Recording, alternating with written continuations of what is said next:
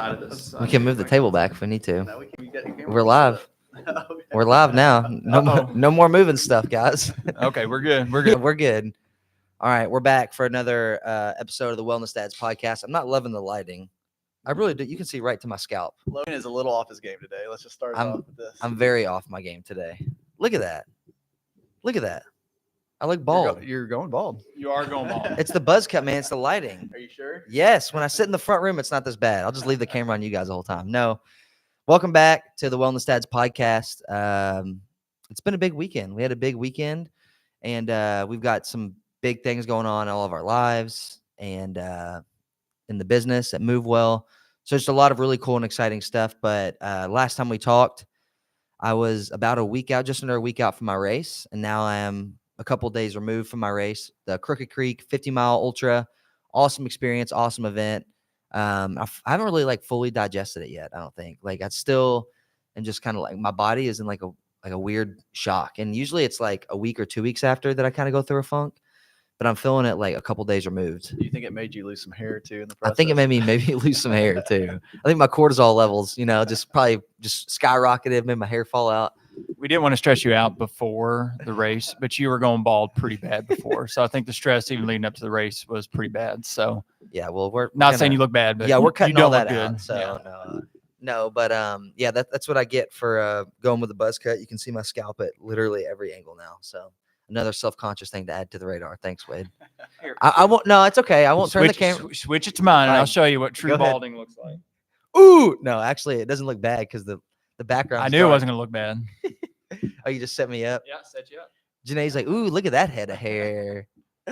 No, but it was a fun weekend, man. I had a blast, and I went in with not a hard pressed. I don't want to say not a goal. I did have a goal to go under 12 hours, but the main goal was I want to go in and just feel confident after finishing the race, and feel like okay, I know I can do more races. I want to do more, and also just build some character out there, experience it, and just take it all in, and not worry so much about placement, about other people. I wanted to make it, this is going to sound bad coming out, as much about myself as possible, but as much about my race as possible. I wanted to run my race.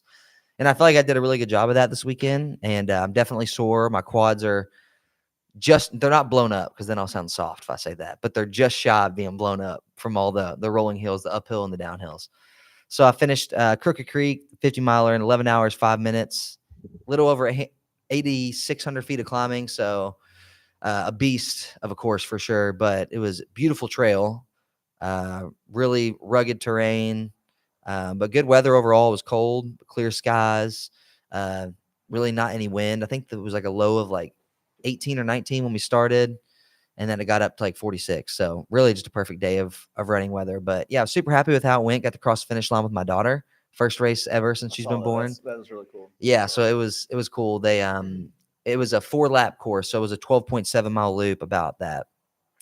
So since I did the 50-miler, I did 4 loops, and I finished my 3rd loop. And as I was finishing, my wife and daughter got there, so I got to see them for a couple of minutes, and then took off on my last lap. And when I took off on my last lap, I was already under the impression I was going to go over 11 hours. And then as I got closer, I was like, if I would have taken a little bit less time at the last 2 stops, I would have went under 11.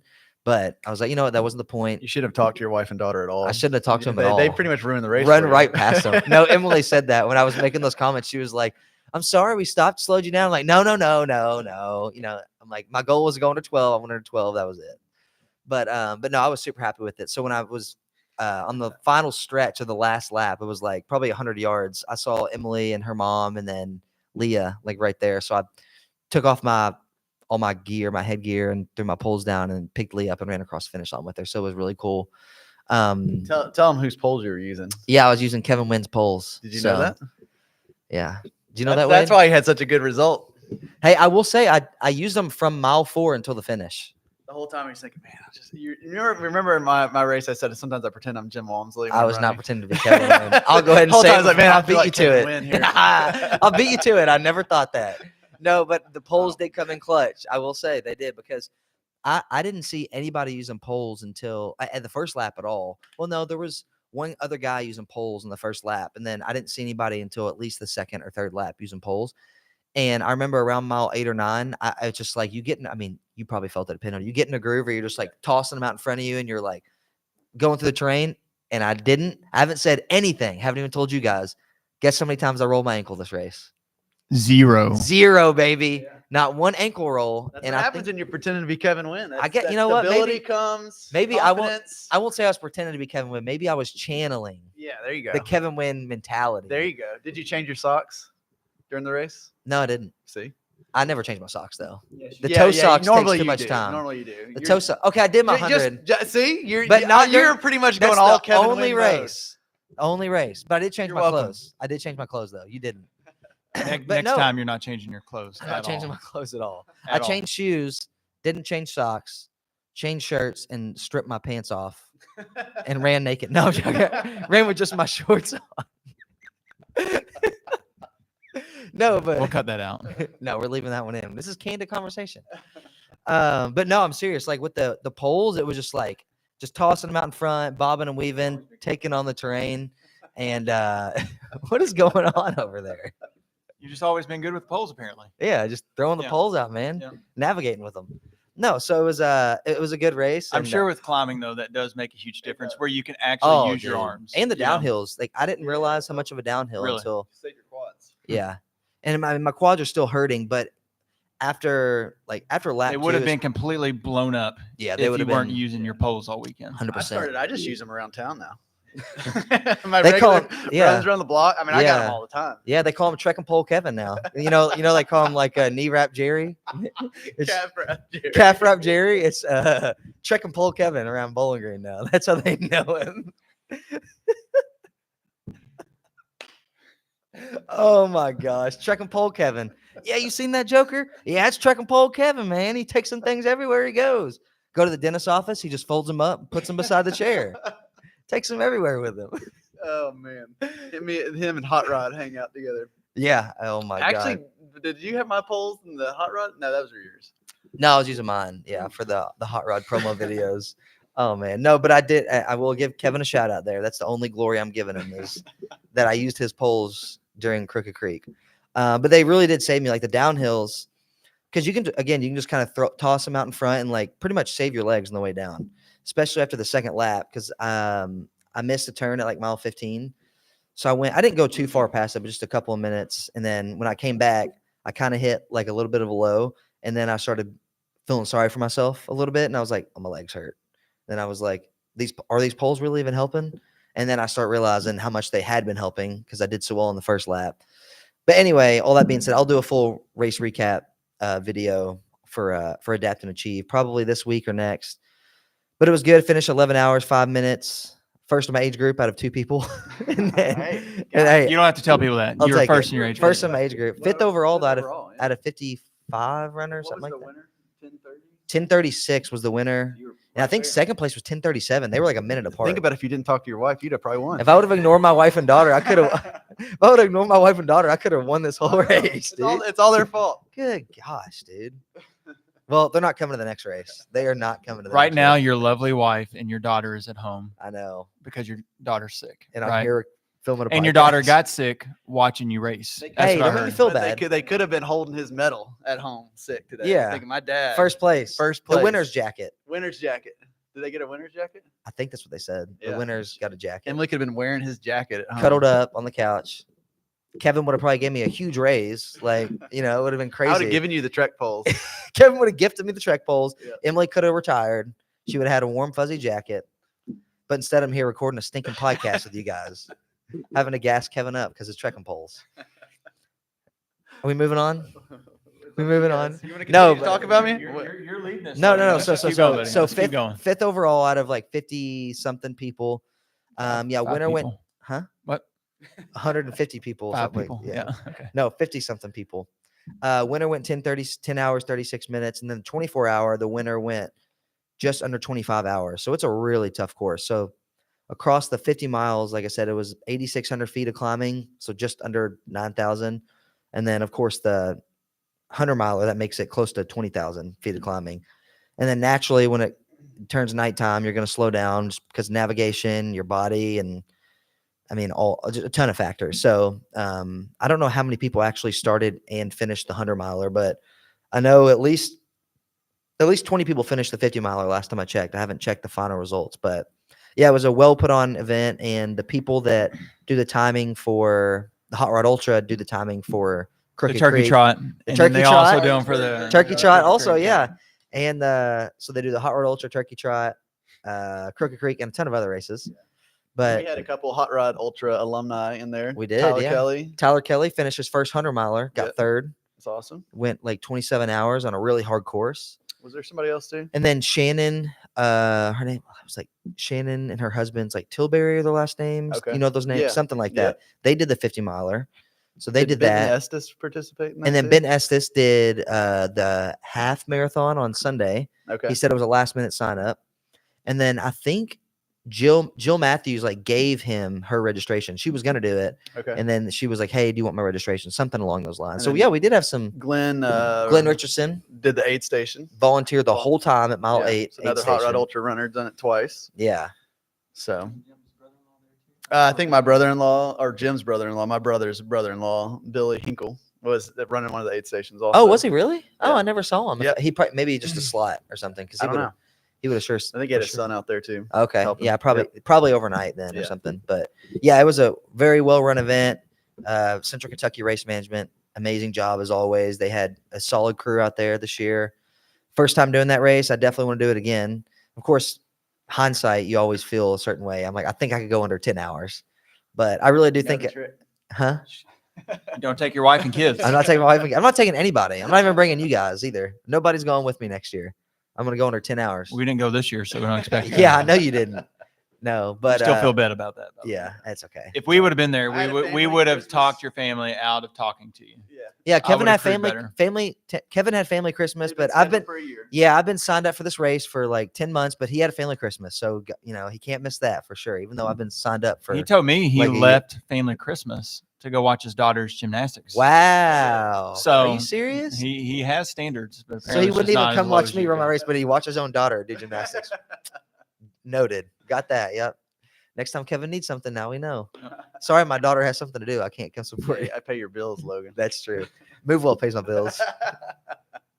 No, but a good weekend, and I do want to go back. Definitely want to go back and run a faster race now that I know that course and know that I need to train on hills a lot more climbing, and use Kevin's poles again. I said I'm going to bring them back, but I think I'm going to keep them.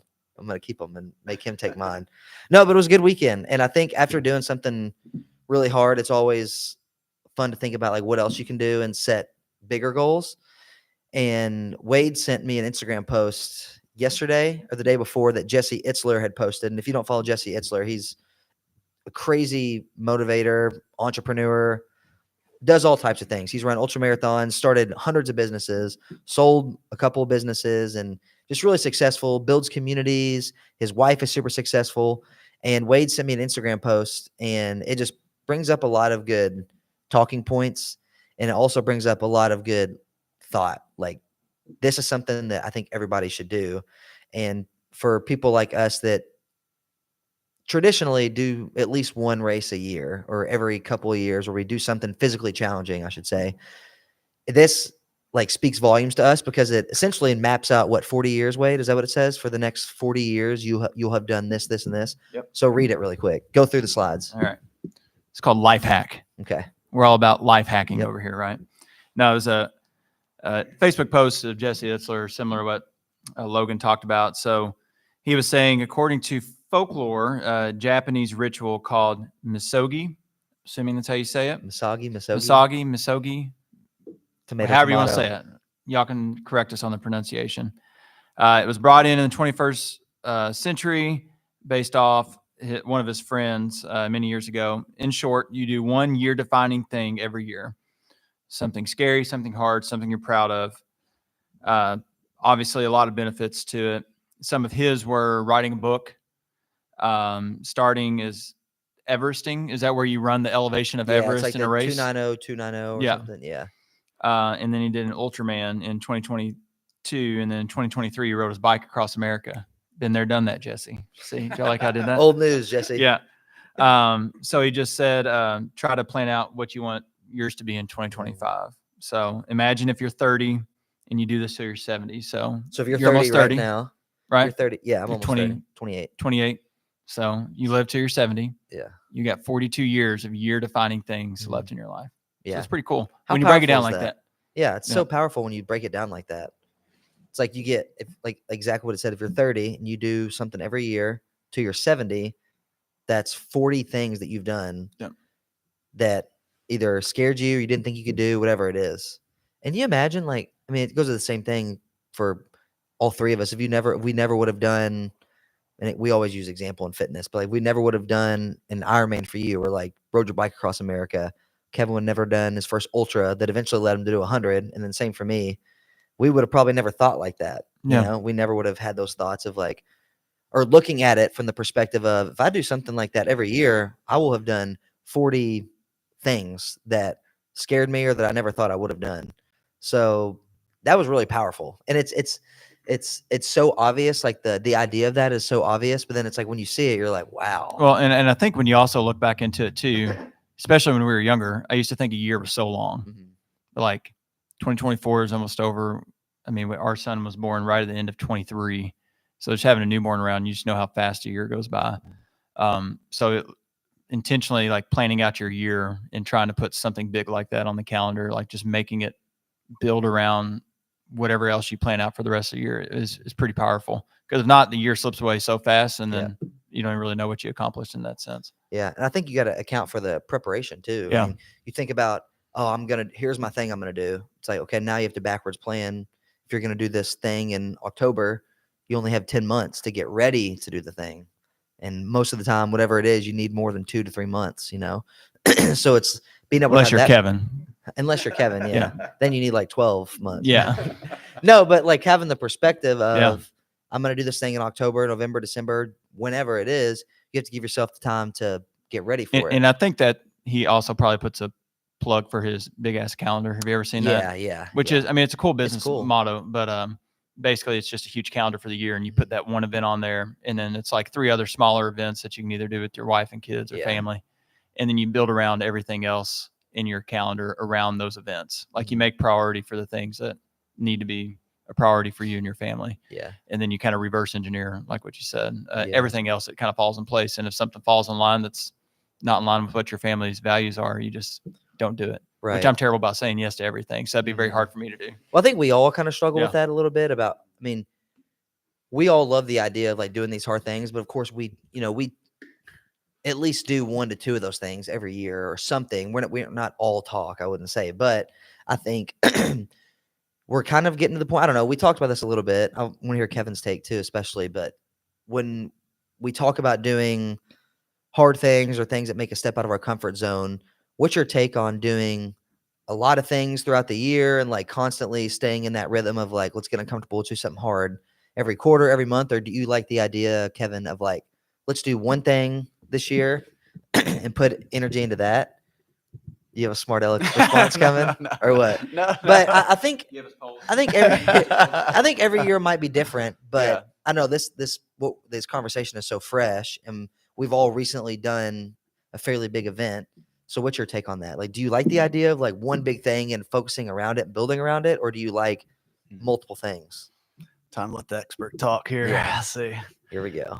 No, I think I would say back in the day I would try to do a million hard things, but I don't think it's really possible to do them well. You know what I mean? And I think I made a post on my LinkedIn last week about this. I used to say like, oh, I don't set goals for the year because like, oh, I don't need for the new year. Like I don't need one time a year to where I have goals or purpose. But what would happen is I never had anything. I never accomplished anything throughout the year. And I would have these ideas. And I remember when I got released from the Padres, Wade's heard the story a million times.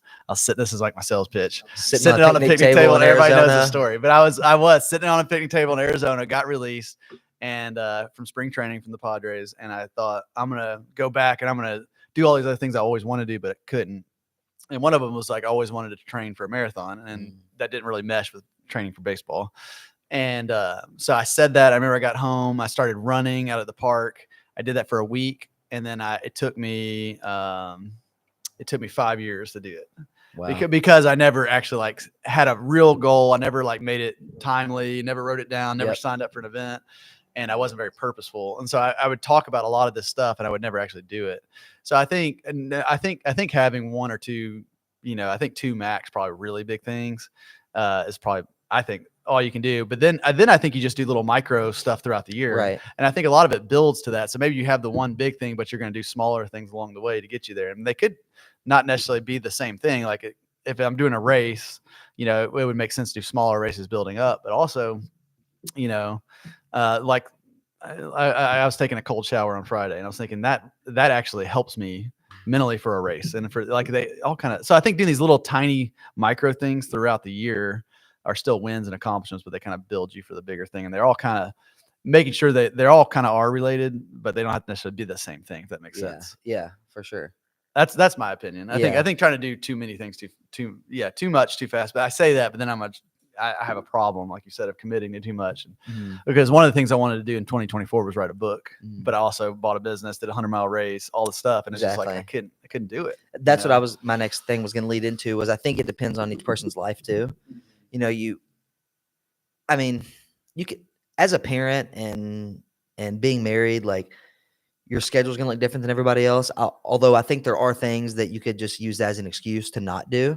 But when it comes to training for races, I think we all can agree. We have felt the effect on our marriage and everything, because it's so easy to get caught up. I mean, you all know, like when you go out on a run and you crush it and we'll just say you ran 20 miles and you're like, I feel amazing. Like when you ran your 50K, you got done. You're like, I just freaking ran my fastest 50K. I'm a couple weeks out from my race. I feel amazing. In that moment, that's all you can think about. And it carries over in other areas of your life. I'm guilty of it. I did like a big run a couple weeks before my race this weekend, and it's all I could think about. And I'm like thinking about the next races and this, and this.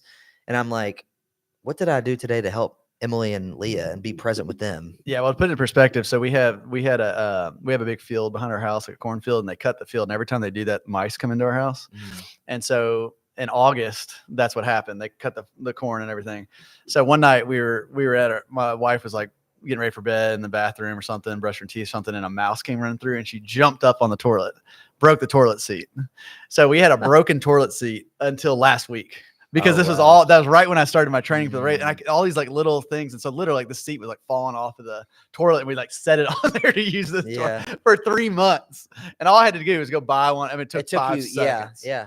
But it just shows my brain was so focused on this race and all the other things. Like I just couldn't even focus on the little stuff. Yeah. And I didn't even realize like the impact that has on my family and stuff too. And I'm so just hyper focused on something. So I think for me to have something, all like happening all the time like that, like different things, that I could probably do that. I could probably do 3 or 4 a year, but I'd be a horrible husband, father. Yeah. Kind of stuff. It definitely makes it challenging when you have a family, because then you start to let things slip and you don't realize it all the time until you either have a second to reflect and actually care and think about it. Or if honestly, having these conversations kind of helps me too. Like whenever us three talk about it, I'm like, okay, well, what am I doing? Like after our last podcast, I texted my wife. We'll speak candidly here. And I said, I have something new. And she was immediately like, oh gosh, what, but I was like, no, like when we lay Leah down at night, like my phone is up for the night too. And she was like, okay, well, how about we do that at dinner too? I'm like even if, because a lot of times when we first sit down for dinner, it's like 5:45 or 6. We both have just got home. We're talking, but we're also here and there picking our phone up, doing something and setting it back down and still talking. But we're like, let's just put it down.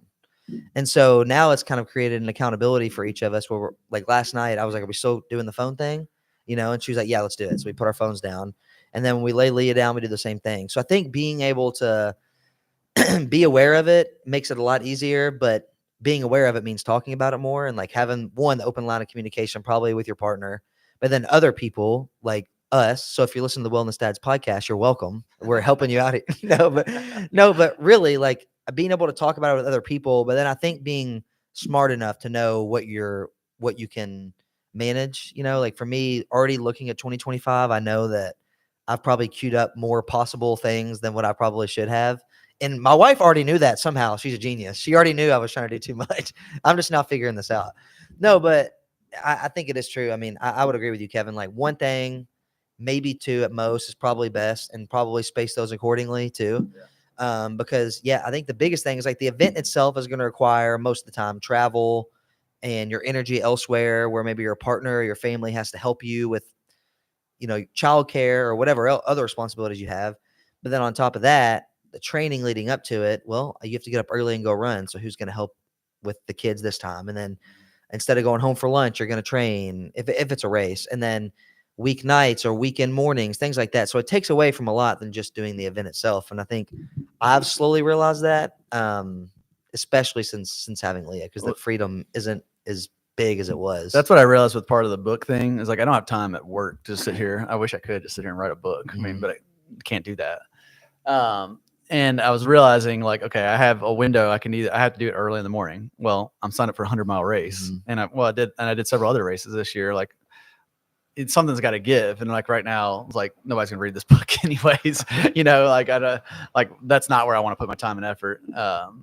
And I kind of still don't, honestly. Yeah. Well, I want to write the book, but I don't know if I'm willing to sacrifice some of the fitness stuff right now, because that's what I want to do. Well, I think I enjoy it. your mind and body will naturally kind of guide you a little bit too on what is more important. It'd be different if you weren't doing anything per se. You were just working and going home, but you were training for a race. And if you were just working and going home with nothing else on your calendar and you weren't writing the book, it may have just been like, well, it was too hard and it would take too much time. But you also had this race that was just taking priority at the time, which Pinhoti was a big build for you too. It was kind of after 2020 was the last time. So 4 years, this has pretty much been something you've been wanting to do. But Wade, what's your take?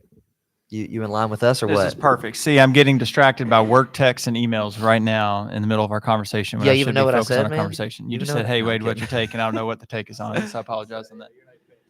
So, yeah, that's my bad. But one big thing for me, it actually happened this weekend because Janae had told me on Friday or Saturday that I was probably one of the most distracted I'd ever been, like with work stuff. I don't know with you guys if they understand some of the capacity of the work we do, but some of it I'm basically on call 24/7, and it's been busy all weekend. And so it's constantly on phone, calling people. They don't answer, they call back. And it's just like, it just disjoints my entire day to where I'm just like constantly mentally never there. And then I got one yesterday, right as soon as we were going to have lunch as a family. So I was like, you know what? I'll stay back in the car. Let me do it real quick. And then I'll go in and I'll join you guys for lunch. And then I started to make that call. And I was like, you were an idiot. Like your wife and kids are right there. Just put your phone up. That person's going to be fine. If it's a serious enough injury, they'll get medical attention. Like it's not the end of the world for them to talk to Wade right now. So I stopped, went inside, ate, had a great lunch with Janae and the kids. And then whenever we came back home at night, we have this thing called an RO box. I don't know. You and Emily would probably like it. So basically it's a box that you put your phone in that basically disables it. So whenever it's in there, it's like you make a commitment to your family. Like, hey, we're committing to each other right now, putting the phone away, basically dumbs it down like Kevin. It does go in the box. But it still connects to my watch where I get the notifications. That's the bad part. 2 a.m. It's bad. Well, I charge it at night, but it's also a charger, so I have no excuse. But I left it in there a lot yesterday, and like me and Eliza just made a lot of crafts. We were just super present with the kids, and it just I was intentional about it yesterday, whereas before I kind of just go with the flow and allow everything else to dictate my schedule, which I think is going back to initially is planning for the year ahead. What do we want our family's intentions to be throughout the year, and then make those a priority? Because I feel like every time we just get in life where we're just so busy, we allow our priorities as a family just to get pushed to the side for everybody else's priorities. And so that's where I really just want to continue to be intentional with our kids and with our wives. Because last night, Eliza told me, we always tell each other before we go to bed, like, I love you as much as all the stars in the sky. My mom used to do that with me, and I do that with Eliza now. It's cute. Everybody would like it. She saw it. But she told me last night, Daddy, I love you as much as all the joy in my heart with the fun we had today. Oh. And I was like, damn, that hit deep. So then I was like, you know what? She's noticing it. Yeah. She's probably seen the stress of like buying the business this past year on me. And it's been hard on Janae too. I know for sure. And then training for the Ironman. I mean, like you said, it just takes a lot of time. It's not the event itself. It's the training leading up to it and the sacrifices your family makes. So this year it's going to be about making sacrifices, my personal sacrifices to allow my family to have more me back and allow Janae to kind of pursue some of those things too. Yeah. While probably working in something big for myself. But I got to be smarter about it this year, you know? No, that's the biggest thing. And like, I always thought I was a martyr waking up at 5 a.m. to go work out. and be home by 7, crushing 2 hours of work before anybody wakes up. But Yeah. little did I know in those times Owen threw up, or Janae had to change a diaper, or Eliza's crying, where's dad? She has to get her Right. back to sleep. Whereas like, it's not any more relaxing for her. It's probably even more challenging on Yeah. her. So I think it just really putting all that into perspective, and just putting my family as a priority and working them into that event, or making the event something that includes them. Yeah. I don't know what it is yet, but still doing something physical that's challenging and hard, but maybe not as big as what some of the Yeah. things y'all are talking about. Cause that would be hard for me to train for right now. Yeah. Well, and I think it's relative to each person, Yeah. first off. But then secondly, I like what you, well, two things I like what you said is when you said that about Eliza making that comment, it's like those are the things that kind of hit your reset button, and you're like, gosh, like what I do, like, is a direct reflection of how they communicate with me and how they act. And I think Leah is starting to kind of get to that age. Like, we're in the morning times when she wakes up. Like Emily told me yesterday morning, I just couldn't sleep after the race, and we came back to our house last night, and I'm sorry, Saturday we came back. So Sunday morning I got up at like 5 a.m. and went to the couch because I just couldn't sleep. I didn't want to wake them up with the TV or anything, so I just sat out there. And Emily said that Leah woke up and like looked over to my side of the bed and said, "Dada." Like, she notices, like, and she can't even fully communicate yet, and she notices that I'm not there. I'm like, so when I do go to the gym or go on a run in the morning times, and she wakes up and I'm gone, although I'm out, I'm making a sacrifice of my time so that later on in the day I can be there. She still notices that I'm not there. So being able to be aware of that as I choose events and as I train for stuff is going to be really big. And it's just so easy to think about yourself only, though, when it comes to Yeah. that stuff. It's like, well, if I don't train, then I'm not going to do good. It's like, okay, but if you don't train for one day, or you just move it from this time slot you originally planned to the next, is it that big of a deal? And if you don't do good, does it really matter? It doesn't matter. You know what I mean? It Like, I mean, doesn't we all matter. have goals and stuff we want to do, but it's not like I'm making a living off Yeah. this. As long as I don't die out on the trail, I think I'll be mean, okay. Yeah. I mean, just getting out there is what really matters. Now I'm saying that, but I always have there's- a goal and this and that. But when you think about it, does it really even matter that Right. much? And there's Not nothing wrong really. with having a goal by any Right. means. But I had the exact thought yesterday. Like, I haven't really even talked about this today, but when I got baptized yesterday, and I was sitting in church after I got baptized, and I was walking back to my seat, and like 3 people were like, "Congrats, man, congrats!" And I walk back, and I go to the aisle where, or the row where Emily and my dad, mother-in-law, and Leah were. And I walked in the aisle, and Leah reached for me, and like I was holding her, and she like laid her head on my shoulder. I'm like, try not to get emotional, but she like laid her head on my shoulder and was like laying there. And I was like, who gives a crap about that race? I was like upset that I couldn't shave 5 minutes off that race. I'm like, I just like confessed my love for Christ and that he's my savior. And my daughter is laying her head on my shoulder.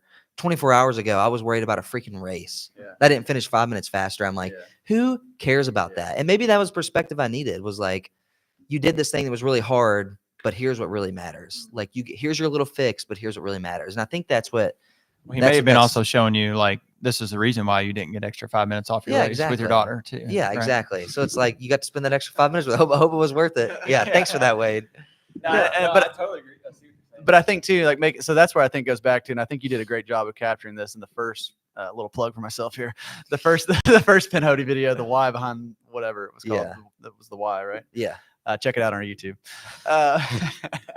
No, but I think you did a good job of capturing. And what I've tried to learn to do over the years is use those things or these hard things to point yourself to what matters the most, and then recognize, like, okay, my training is a time that I can use for prayer.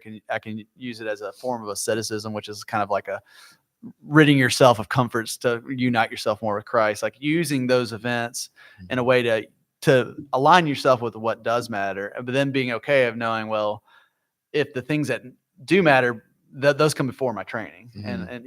And I think it just makes the whole thing more purposeful. And that's what Yeah. I've learned to do over the years. And I think my family would say when I'm doing those things, I am a better father or husband as long as I keep it in check. Right. I'm definitely can go the other too far. Yeah. But I know when I'm not doing those things either, I'm not that great of a person to be around too. So there's like that fine balance. But I think that the key is uniting all the stuff you're doing into what actually matters. And so, like, if my purpose is to go run fast at a race, that's pretty fleeting. It's like okay, whatever. But if my purpose for running and for doing a race is to make me a better follower of Christ, and I use it in a way that does that and glorifies God, then it kind of makes it all okay. And I think it works together better. You know what I mean? Mhm. But it's like what I said in that email today, where are you putting your hope? You know, and if I'm Mhm. putting my hope in, the feeling that I'm going to get when I cross the finish line and maybe get a medal at a race that doesn't matter, like that's going to leave me pretty quick. Yeah. But if the whole point of, man, the last 12 weeks, as I was training for this race, I was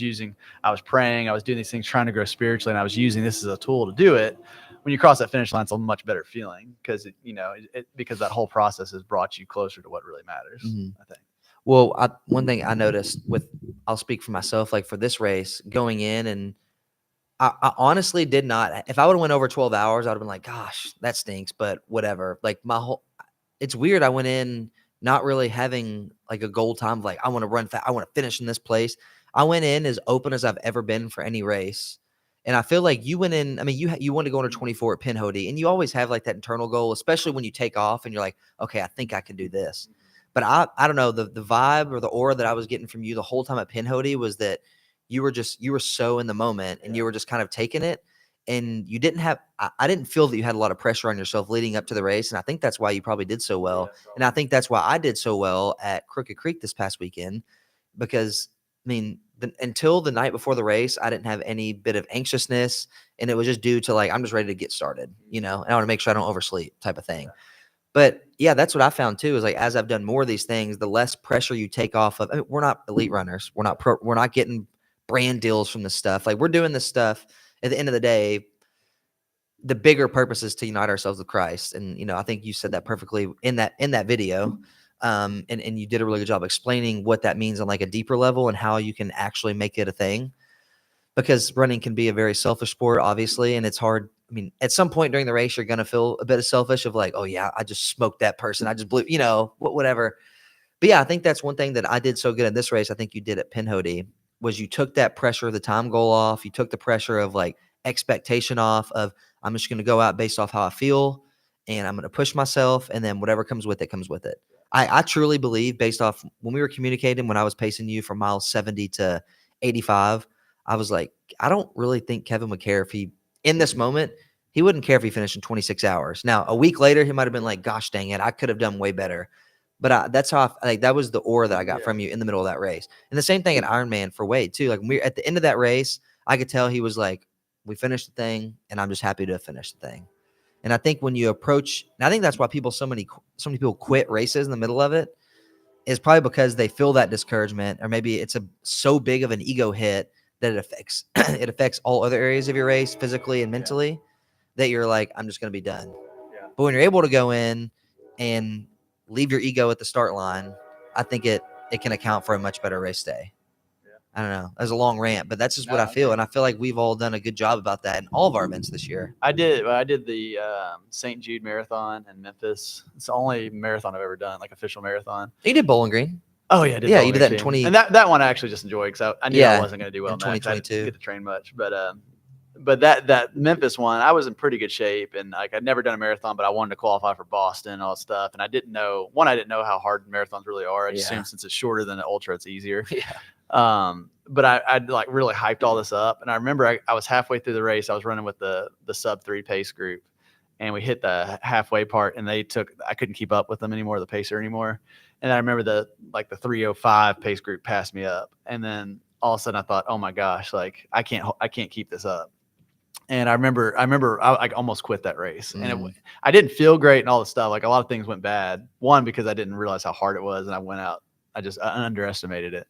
But two, a lot of it was just the mental part of like having to tell people. Like, it would have been a lot easier to say, well, I got really sick or I got cramps and I just couldn't do it anymore. Right. But really, the ultimate thing was like, I wasn't going to be able to hit my goal that I put out there. I wasn't ready. And I was embarrassed. And I finished the race, and I think I did it in like 3:20, which isn't terrible, but it was way off from where I was trying to go. I was trying to go under 3 hours. And I remember just being so like embarrassed, and I'm a failure and this and that. And I'm like, I went out and ran a 3:20 marathon. Like, it's pretty good and respectable. But everything you're talking about then, I was much younger. I wasn't super young, but that was probably 7 years ago or something. I don't know. But I was newer to running and all this stuff. And I was so caught up in the ego side of it, and what it looked like on Strava. what everybody would think of me locally. And I want to be, all this stupid stuff that doesn't matter. Yeah, Yeah. King of the Mountain stuff. And I couldn't handle the perception of like, well, I'm not that fast or whatever. Yeah. And I literally was just going to quit in Mhm. the middle of it. And I think that was, part of the going under 11 hours thing for me is totally that. I'm like, man, 10:59 would have looked a lot better than 11:05, And I'm like, at the end of the day, again, that the same thing what I just referenced about being at church and holding Leah, and she's like, got her head on my shoulder.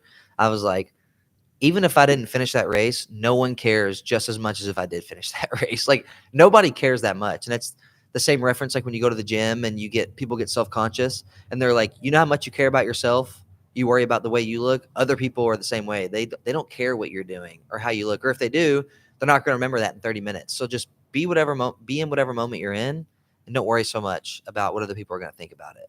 And it's a perfect example of like, a 3:20 marathon, even if you did that right now, that's a really solid time. A 4-hour marathon, running a marathon, it was at 1% of the population. Yeah. What's the not percent? anybody really even does these events at all. So if Yeah. you go out and you do it, and if you go out and do it, you are an outlier in the grand scheme of people in the world, right? So yeah, look it up. Well, what's the odds of somebody actually just completing a marathon? According to available data, only about 0.01% of the global population runs a marathon each year, meaning that completing a marathon puts you in the top 1% of the world's population when it comes to running distance. Okay. So that in and of itself, regardless if you run it in what Kipchid or whatever his name is. Kipchoge. He was like hour 59, right? Yeah. Or if you finish it in the 8-hour cutoff, you still went the same distance and you finish. It's something to be proud of. Yeah, exactly. So yeah. I don't know. It's hard for me because hearing y'all talk about the perspective, because I feel like I was wrapped up in the other side of it going into my race, especially like when I first hit that wall of adversity, when I jumped in the damn water and my goggles started filling with water the entire time. It was like, man, this would be easy just to hold onto this paddleboard and just get right out of the water. But no, you just got to keep pushing on. And then by the time I got out of the water, I knew I was going to be nowhere near the time. And so like mentally that just messed with me the entire time, the rest of the race. And I was pissed off at myself. I felt like I could have pushed harder, like in other areas to try to make up that time, but and you just weren't feeling it at that point of the race. But at the end of it, it put things in perspective. And I think you captured it pretty well. Like my wife was there, my daughter was there, my mom and dad were there, just seeing people even their age finish a race like that. Like it was just inspiring for them to see other people get out there and just try to push themselves to the limits. And like, they didn't care if I finished under 6 hours. They didn't care if I finished in 9 hours. They were just glad I was done. And they were happy I was done and I didn't drown the Ohio River. Yeah. Especially the Ohio River. Yeah. So they were just happy, and I think I got to find the point to get at the piece of what you're talking about, where I just train for more of a asceticism, for more prayer, for more time alone, just to get away with my thoughts, to quit listening to music, to quit listening to podcasts, to just be more in tune with myself internally, to then give more to my wife and kids. Because I feel like it's easier to turn on all the background noise to just drown out all that. And I feel like that's something good. Exodus 90, a program Kevin and I do, kind of helps put in perspective. But I feel like that's something I've got to really challenge myself on this next year. And especially as we'll eventually all do one big event next year. And that's what I want to get out of the training this next time. It's easier said than done too, for sure. So that's the only thing about the Jesse Itzler stuff that you were talking about, doing the one big thing a year. Like it can really just become all about you. Mm-hmm. And so I think you gotta be really careful. And that's my only caution with that is if it could be this self-serving thing and it can consume you, it can pull you away from your friends and family. And at the end of it, maybe you do 40 things over the course of 40 years, but they did nothing. All it did was pull you apart from your friends and family. Yeah. And then at the end of it, you just did a lot of really hard physical or whatever. It doesn't have to be physical, just a bunch of hard things, but like, that's cool. But did you share that with anybody? Right. Did you use that knowledge that you gained from it to help anybody? Did it make you a better person? Or did it just consume you? It was self-serving. You pushed everybody in your life away so you could accomplish these big things. I think if that's the result, then I'd rather not do anything. Yeah. So I think it always comes back to, what we've been talking about in our product with our clients. It's spiritual wellness month for us in December, and it's living a purpose-driven life. And you have to know what your purpose is, and then everything you do has to revolve around that purpose. And if it takes you away from that purpose, you shouldn't do it. And I think if you're very rooted in what your purpose is, and I think we would all say our purpose is to basically to be united with Christ here on earth so we can be one day united with him in heaven. If we're doing things that pull us away from that, then we shouldn't be doing them. So if we're doing these hard events or big things and the whole point is to just make our ego feel good and fill us up, then it's really not going to eventually that's all going to crash and burn. Like Right. it's not going to help us at all. So I think, Yeah. But even if it doesn't here, it will later. What'd you know, say? Right. Yeah. I mean, like whenever we eventually pass. I mean, like if we focus on that here and now, right, it'll be great for the worldly pleasure, for the applause of men. Yeah. But eternally, that's not what we're Yeah. seeking, So well, yeah, I mean, as a Christian, I mean, like I was just thinking about this the other day, and it's all obvious things. Sometimes I try to think about stuff as like a child grasps it, and they usually have the best approach. It's like, as a Christian, I believe I'm going to live forever. Like I'm living forever. Mhm. It's either going to be in heaven or hell. Yeah. And so I can focus so much on the worldly stuff. And honestly, a lot of that stuff is good. Yeah. I mean, we went to church today, and that's what the priest talked about. Like some of this stuff feels good in the moment, and then we can fill ourselves up. And sometimes we'll have really negative results on earth, or that'll all crash and burn, or our relationships will fall apart, or maybe we'll go broke or this, that. But there's other people that don't. Like they cheat or whatever, and they make a lot of money. They have a lot of stuff, and they maybe not have a lot of suffering here on earth, but they will forever. It's like, Right. this is so, I mean, think about you are going to live forever in eternity, like forever. Think about how short, you just talked about how fast a year goes on earth. Like think how short this is in the grand scheme of our whole Mhm. lifespan, health span. Yeah. You know what I mean? Like it's going to go, going to, if you're a Christian, you believe you're going to live forever. And this is so small. And so, yeah, sometimes, I mean, maybe we trade some of that worldly stuff while we're here, but then when we get into heaven, I mean, it's a whole different story. Yeah. It's like that. What's the, oh my gosh, in the Bible, it's about the person that was the beggar that was at the gate, and the rich man ignored him every day. Gosh, I have to look that up where but basically in the Bible, there's a beggar that this rich man, he ignores every day and kind of insults him and stuff like that. And then they die. And then the beggar, or the rich man, is in hell, and he's asking the beggar for like just a drop of water, cause he's thirsty and his mouth's dry. And it just shows, like, I mean, that beggar traded all that stuff on his earthly time, but he had this huge reward in heaven, and the other guy sought it all out. Was while it in he was Luke? here. Yeah, I think so. Oh, it's Luke 16. Is it with Lazarus? Yeah. Oh, okay. Yeah. Yeah. There was a rich man who was Yeah. dressed in purple and fine linen and lived in luxury every day. At his gate was laid a beggar named Yeah. Lazarus, covered with sores, longing to eat what fell from the rich man's table. Even the dogs came and licked his sores. So Luke chapter 16, 19 through 21 is that story. It says the wealthy man who ignored God went to hell, while the beggar who believed in God went to heaven. And then he comes back and he's asking Lazarus for just like a drop of water, basically. Wow. So he's begging Yeah. Lazarus. Yeah. Yeah. When in reality, the little bit of time he had here as a rich man meant nothing. Meant nothing. Yeah. Yeah. Didn't- So for the rest of eternity, now that's how he's going to live. Yeah. That's powerful. Yeah. Well, I think going back to the choosing the one hard thing a year, if you that is like a route you want to go. I think if you do, you would want to be really intentional and ensure that you're using the time that surrounds that big thing with the actions that are most important, right? So it's like, okay, well, I have all this time, let's utilize it appropriately. Like I'm going to train for this stint of time, but what are the things I can do in this area to be the best husband I can be, or father I can be, or if there's community things you want to do, or or strengthen your relationship with Christ, like whatever it is, you have to be extremely intentional, because I mean, people like all three of us probably could get so totally consumed by that, and that's why when you said that, I'm like, I could see that being a slippery road for myself too, because I'm like, well, all I have is this one event this year, so why can't I focus on it all year? It's like, I'm not doing 3 or 4 things. I'm just doing one thing. It's like, well, yeah, but it's going to consume you all year long now. That hit me hard this morning. I sent this in our group email today. It was just like, December is the month of Advent as a Christian, and we're waiting in hope and preparing ourselves for the coming of Christ. And I was like, what am I preparing myself for right now? All I can think about is KPIs and business starting in January, our new budget, our new staffing, all these kind of things. Like I'm working so hard to prepare our business for the new year. What am I doing to prepare myself for the coming of Christ right now? I was like, gosh, nothing really. And I will say, like last couple of weeks, I have not been intentional with my faith or prayer. And I think it's probably because I did come off the training from the race, and I was able to use that for that time. And now that I'm not doing that, now I'm just not really being intentional with my prayer life and faith and stuff like that. And as a result of not been a good husband or father and those kind of things, I've had a very I have lacked a lot of patience and stuff the last few weeks.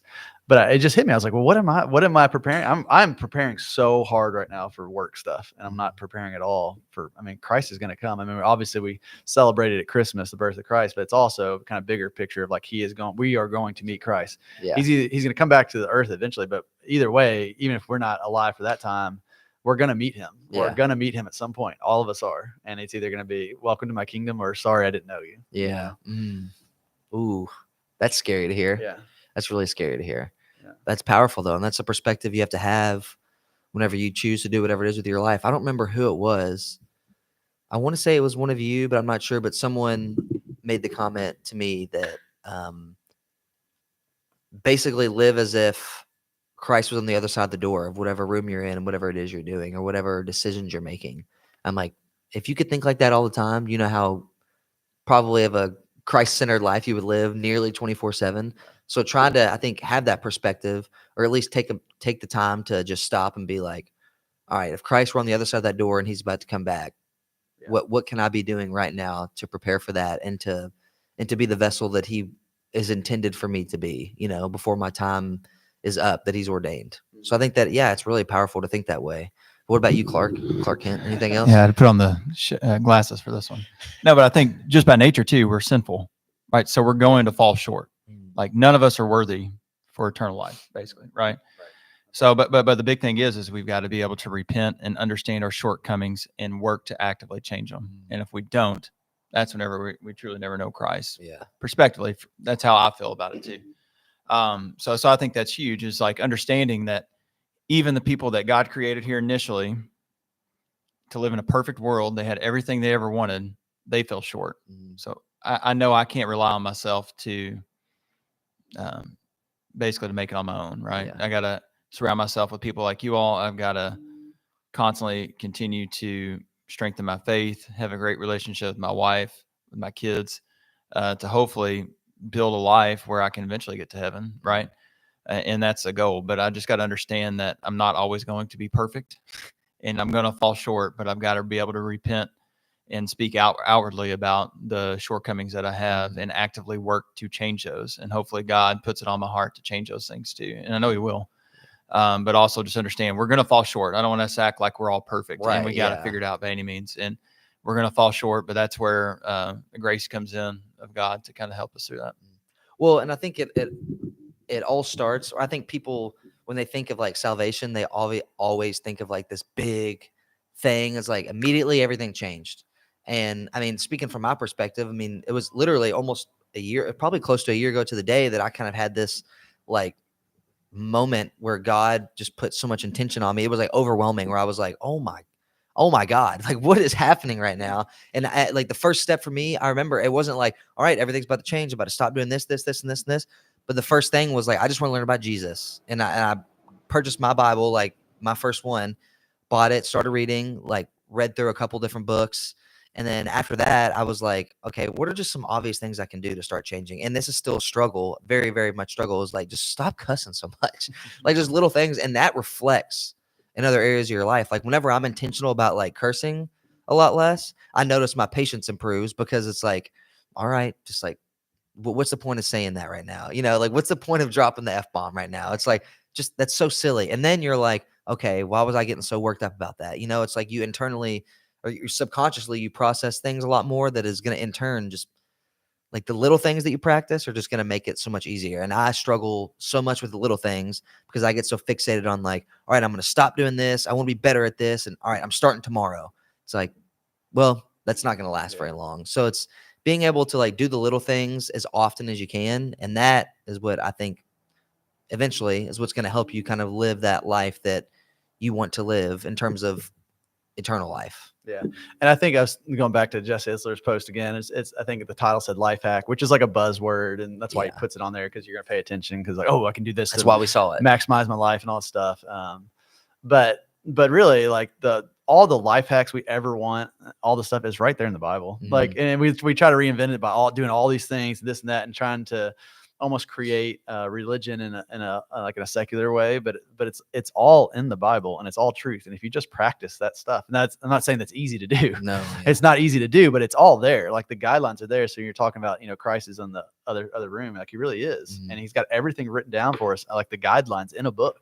Now he's not always clear about what he's saying in those sometimes and stuff like that, Yeah. because I think he wants us to spend time and meditate on it and kind of come to some of the realizations ourselves. If he just told us this is how you do it, do exactly this very, very clearly, like in a bullet list form. I mean, we kind of have that, I guess, in the 10 Commandments, but as far as the ways to actually achieve that and live that way, like it's a little more nuanced than that. But he writes it. It's right there. Yeah. It's right there. And we try to become God in a sense of like, oh, I'm going to come up with this thing or this or that, or maybe it's maximizing my schedule, or maybe it's this or this, and this will give me joy and this will give me peace. Like none of it's going to fill us up if it's all rooted in something that's not lasting, which is, if it's not rooted in Christ, and none of that's eventually it's just not going to get us to where we want to go. Yeah. Well, I think that's why being able to I guess the best way to word it is like being able to accept and lean into the love that God has given us and that he has for us is so powerful because we have free will as humans.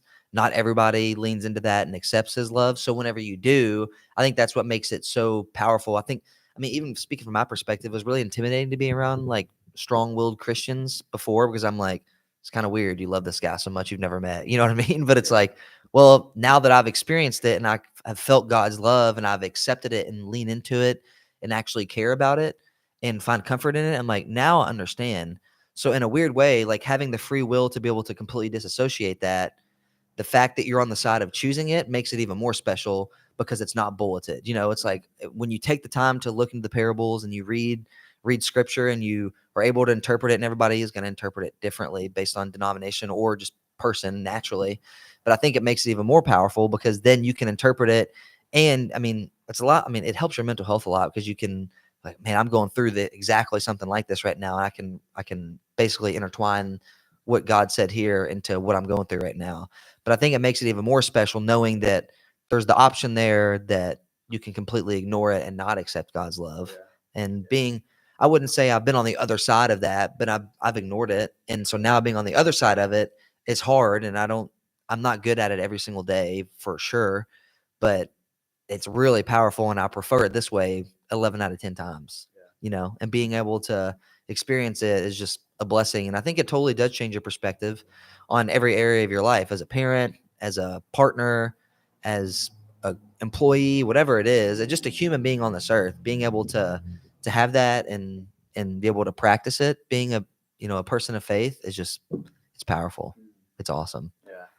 Yeah. I a few months ago, I was really doing well with my prayer and everything. And I was just at this spot where I felt, man, I'm I have so much joy. Like it felt like that lasting joy. And I was like nothing was stressing me out. Like this was right around when we were buying the business, actually, like right in the early spring. And I remember I go to my priest every month for spiritual directorship. And I was talking to him should I be worried? It's like I told him I'm telling myself this isn't going to last, and I'm preparing okay, I'm going to be really unhappy here in the next little bit.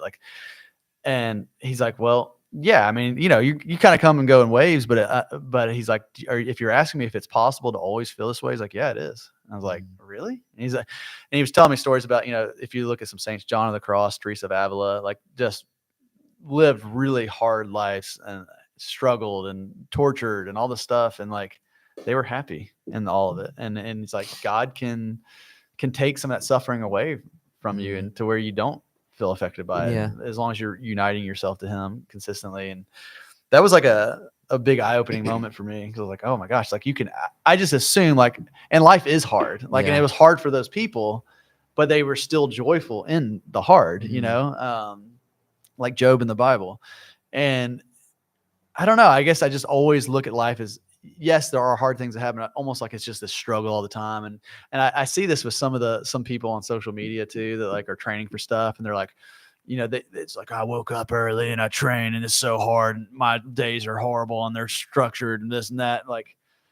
Does it have to be just miserable all the time? And so, I will tell you, I've not kept that feeling since then. I mean, it's been ups and downs and stuff like that, but I think it is possible. Mhm. You know, I think not that I'm not going to feel human emotion and stuff like that, but it is possible if I'm at a good place spiritually that God can take some of that stress or burden Mhm. off of me. I mean, he says that, you know, in Yeah. the Bible. And I don't know, it's just a good reminder. But I think when we're trying to do it ourselves and go alone, aside from him, it is kind of miserable and terrible, Yeah. and training's not fun, or this or that, and all the stuff you have to do to be successful. It's not really that fun because you're going at it alone, you Mhm. know. And there's nothing beautiful about that. I don't know. No. I'm like yes, like I'll get up and train and do stuff, but why not have a joyful spirit about it? Like, Yeah. why do I have to be miserable Yeah. about it? You know, I don't know.